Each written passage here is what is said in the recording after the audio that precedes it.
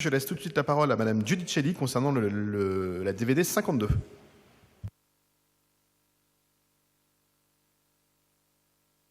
Mettez votre micro. Non. Ici voilà. Peut-être, ouais, pardon, excusez-moi. Écoutez, je ne vais pas faire comme ce qu'on a entendu jusque-là, c'est-à-dire profiter des délibérations pour faire des positionnements électoraux dans le cadre de ce contexte spécial, comme il est dit. Néanmoins, preuve que je vous écoute et nous vous écoutons. Je pense que, et vous venez de le dire, Monsieur le maire, que l'argent public est rare. Et donc, je pense qu'il faudrait davantage mettre de l'argent dans les gymnases que les mettre sur des vélos, du vélo peut-être participatif, collaboratif éventuellement, mais apparemment pas inclusif, puisqu'on y voit des clauses de non-mixité. Et en tout cas, il lui reste le statut au moins d'être circulaire. C'est la seule chose. Donc c'est pour ça que nous votons contre. C'est une position habituelle du groupe de l'opposition.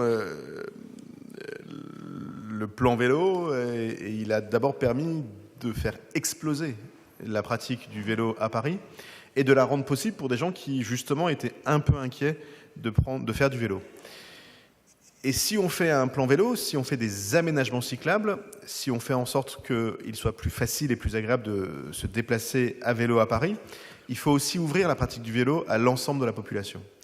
Et donc, la politique qui vise à soutenir des structures, des associations qui permettent d'aider des personnes qui peut-être sont un peu éloignées de ces modes de mobilité à les rejoindre, en fait, est une politique totale d'inclusion. Et il est étonnant d'à la fois considérer, dans certains discours politiques peut-être un peu simplistes, mais parfois la politique conduit à être simpliste, que le vélo c'est un truc de bobo, et en même temps d'expliquer qu'il ne faut rien faire pour développer la pratique du vélo, y compris chez les prolos, qui sont d'ailleurs beaucoup plus des utilisateurs du vélo qu'on ne le dit. Et donc moi je pense que ce plan vélo et le budget participatif est important et que le subventionnement de structures qui permettent le développement du vélo et notamment de donner des cours de vélo à des gens qui sont plus à l'aise à le faire entre eux que devant tout le monde, je crois que ça a beaucoup de sens et donc je vous invite à voter cette délibération. J'aurais pu donner la parole à Antoine Dupont, mais malheureusement il n'a pas pu nous rejoindre, il aurait été sûrement plus précis que moi dans la réponse, mais en tout état de cause, nous on est convaincus que l'avenir des mobilités à Paris passe aussi par... Il a eu un accident de vélo, peut-être. Non, rassurez-vous, il fait très attention. Et on est persuadé que le développement du vélo, il doit être inclusif, effectivement, et que l'inclusion est un mot positif. Moi, je n'ai jamais considéré que inclusif, c'était négatif comme qualificatif. Je vais donc mettre au voie la DVD 52, qui est pour, qui est contre, qui s'abstient. Elle est adoptée, je vous en remercie. La DVD 53 n'a pas fait l'objet d'inscription, elle est donc adoptée. Il s'agissait quand même de la publicité apportée à notre plan Paris priorité piéton, donc c'est très important aussi. Là aussi, il y a de la subvention aux associations, et celle-là, elle fait l'unanimité. Et on en vient à la dernière délibération qui concerne les lignes de bus, et la parole est à Éric Ehlers. Merci, Monsieur le maire. Mon intervention s'inscrit dans la continuité de celle intitulée 2022 DVD 91 de décembre 2022 qui traitait exactement du même sujet, puisque cette question revient régulièrement. À ce propos, il me semblerait utile que, à chaque fois que nous étudions ces conventions, de pouvoir disposer d'un bilan de l'exploitation des traverses. Cela avait déjà été demandé et cela permettrait de pouvoir voter en toute connaissance de cause ce type de délibération. Nous avons déjà fait part de nos réserves quant au rapport coût-utilité des traverses et il nous semble qu'il serait utile de pouvoir étudier s'il n'y aurait pas d'autres modalités pour la desserte complémentaire aux lignes principales d'autobus afin de répondre aux besoins des quartiers desservis par les actuelles traverses à moindre coût, dans l'attente hypothétique de faire circuler des véhicules autonomes, mais je crois que ce n'est pas encore à l'ordre du jour. Ce serait des axes, me semble-t-il, intéressants pour lesquels il serait bon d'avoir quelques éléments. Et donc, dans l'attente de ces fameux éléments, nous nous abstiendrons sur cette délibération. Je vous remercie. Merci beaucoup. Quelques éléments sur les traverses. Alors, c'est vrai que j'ai pas regardé s'il en existait des bilans.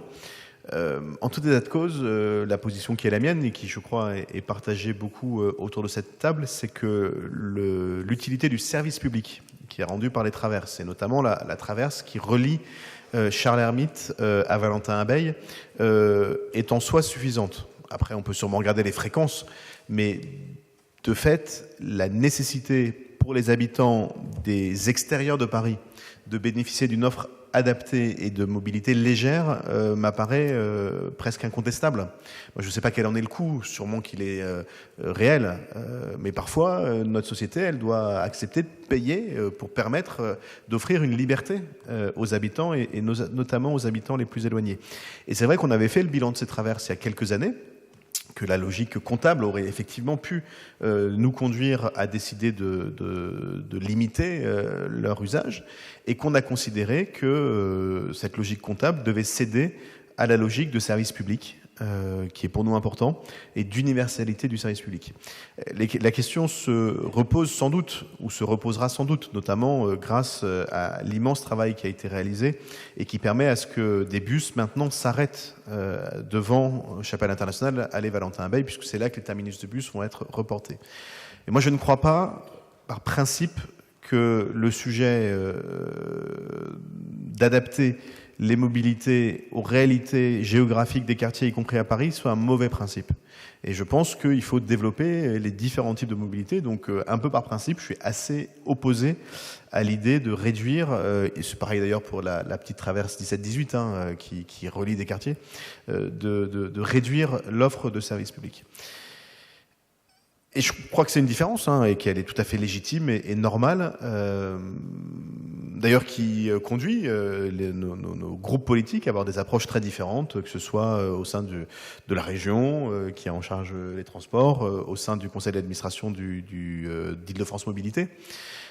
Moi, je suis pas sûr de considérer que le service public des transports soit un coût. Je sais qu'il a un coût. Je sais bien qu'il a un coût. Je suis pas sûr que ce soit un bon principe de vouloir réduire le coût. Moi, je pense que le bon principe, c'est de vouloir augmenter l'offre. Parce que cette offre-là, augmentée, elle a un coût réel, mais elle a un bénéfice immense. Un bénéfice en termes de capacité à rejoindre des emplois, un bénéfice en termes de santé, un bénéfice en termes de réduction des mobilités individuelles qui sont très consommatrices, notamment en énergie. Et donc voilà, ça fait une différence légitime entre la gauche et la droite. Et finalement, c'est bien aussi que les citoyens soient éclairés de cette différence. Mais moi, je considère que ce service public n'est pas un coût, mais un investissement, comme on a l'habitude de le dire de façon un peu mécanique, automatique. C'est un peu un slogan. Mais ça a un prix. Mais ce prix-là n'est pas forcément un coût. Moi, je pense que ce prix-là est un investissement dans le développement des quartiers, dans le développement humain, dans la réduction de la pollution, dans la santé publique. Et donc, je suis tout à fait prêt à assumer devant les habitantes que je soutiens ce prix, qui n'est pas un coût. Et donc, je vous propose que nous votions la DVD 65, qui est pour, qui est contre, qui s'abstient. Elle est adoptée. Je vous en remercie.